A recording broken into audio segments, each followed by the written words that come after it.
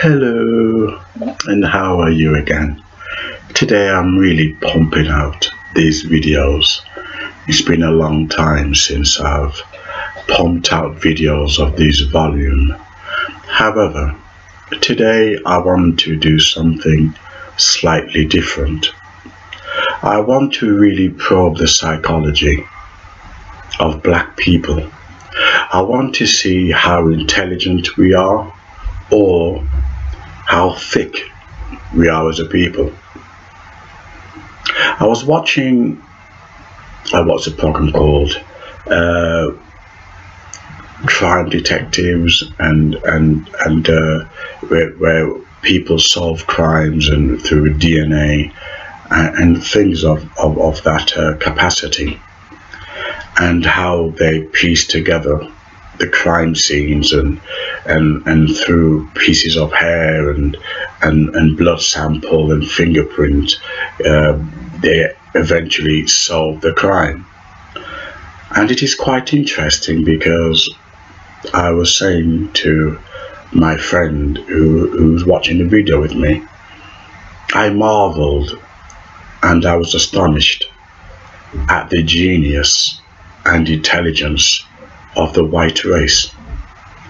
And the white race genius and intelligence does not end there, because if we look at the world of chemistry and engineering, to even how they can manufacture certain chemicals that aid growth of the farm industry and agriculture.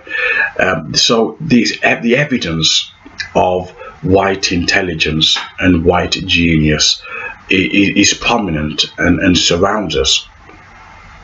It's a far cry to Africa, where the Africa still relies upon European aid.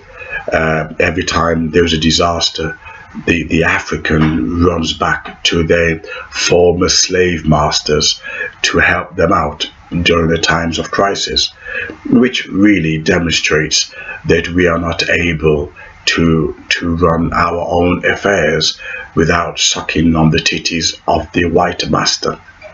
Now, I'm making this video because I really want to ask these pro-conscious black women, or those of the Nation of Islam who support Louis Farrakhan, and that is, would you live in a country governed by black men without any white aid or white political administrative influence? Because if we look at even how our local churches are run, if we look at anything that black people are governing, there tend to be corruption, murder. If you let me give an example.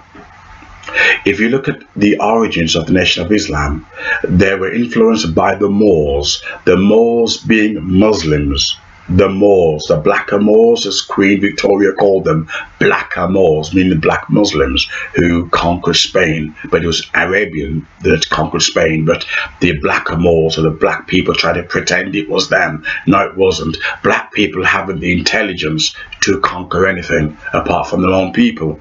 However, the Moors, it was a system of murder, corruption, money laundering, etc. And this was run by black people, from which Fard Muhammad, the founder, him and Elijah Muhammad of the Nation of Islam, who also was instrumental and if you like, were behind the Malcolm X assassination. They have a history of threatening black people who do not listen or adhere to their leadership. The same cultural psychology we see in Mugabe and how he runs Zimbabwe and how he concocts his own vote. So it seems that black people like Idi Amin seem to have a culture of savagery where we do not know how to intelligently govern science, political administration, and negotiation. Now, Louis Farrakhan is the most influential black man in Europe, whether we like it or not.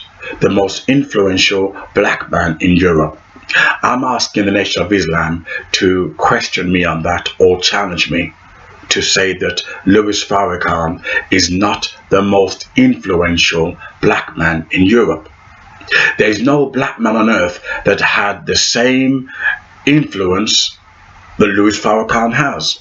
So, in other words, Louis Farrakhan is, if you like, by default, the black people's leader or sub leader.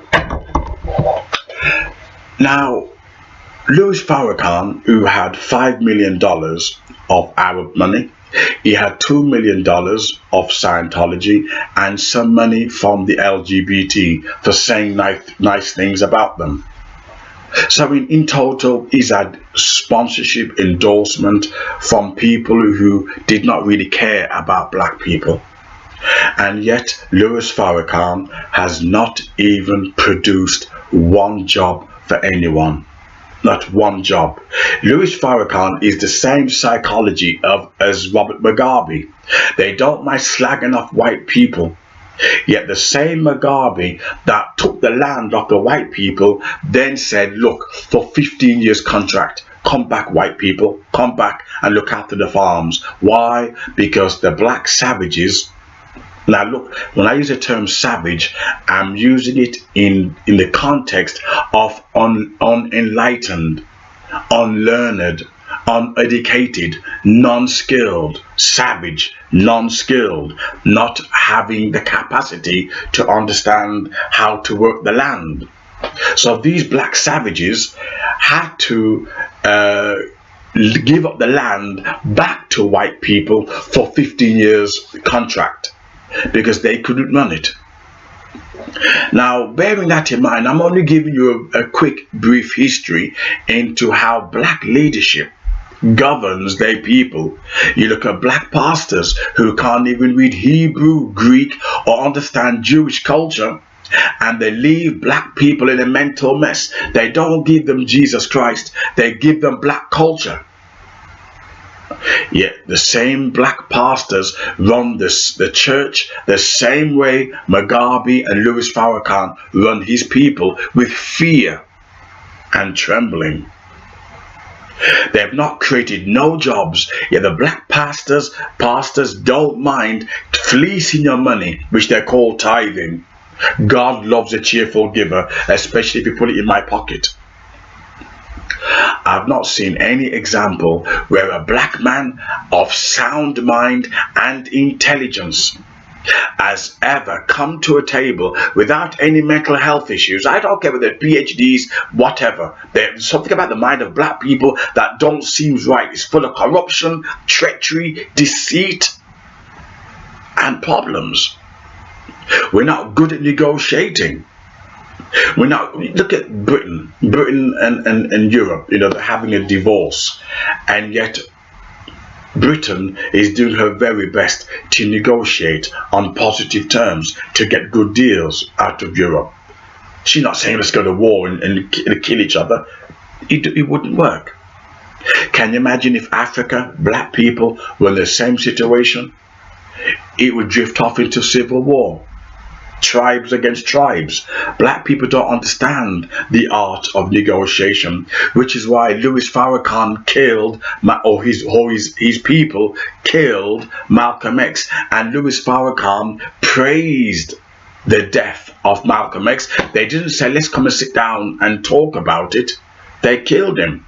They never negotiated with him because black people don't understand how to negotiate. If you look at South Africa, black men now are raping black men.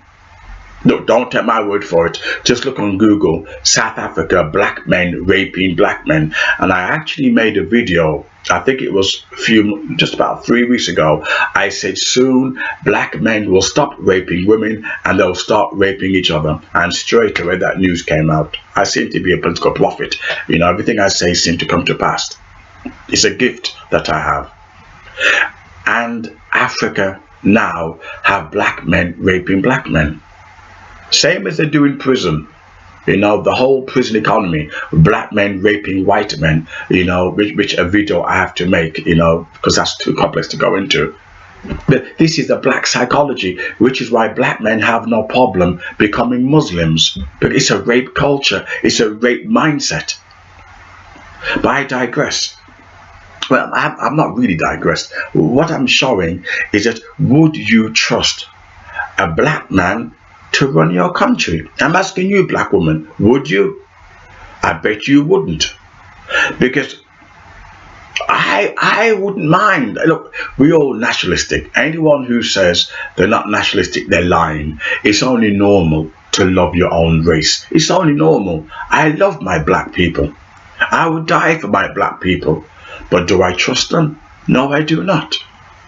Because they couldn't even run a tent. They couldn't even milk, you know, from a cow to survive if they were thirsty. They wouldn't even know how to kill and skin a rabbit. How can you trust such imbeciles, such people of limited capacity of knowledge to run a country? You can't. And that's the reason why the white man has to keep giving aid to Africa. It's a disgrace. It's humiliating that you're asking your white former slave masters to open their titties for you to suck on. Like if you're a charity case. Louis Farrakhan and his allies, you know, Panthers, Black Panthers, they're asking for land from America, a piece of land, so they can live on it. Well, you go live on it and see what happens to you. Everything that black people run or try to run, whether it's a church, whether it's politics, it falls to pieces. And I don't think there's any black woman in her right mind, I emphasize, in her right mind, that would live in a country run by black men. I would rather live in a country run by black women. We have not given black women a chance yet. But black men, I'm afraid we do not have the intelligence of the white man. Please come and debate me. This is an open democracy. I believe in free speech. I don't believe in political correctness. So any black man who wants to challenge me and show me a country run by black men, without corruption, without rape, without begging from the white man, with good science, good chemistry, please show me one. And I will make a formal apology. I'm not a man of pride. I made a video a couple of months ago when I apologized to white people.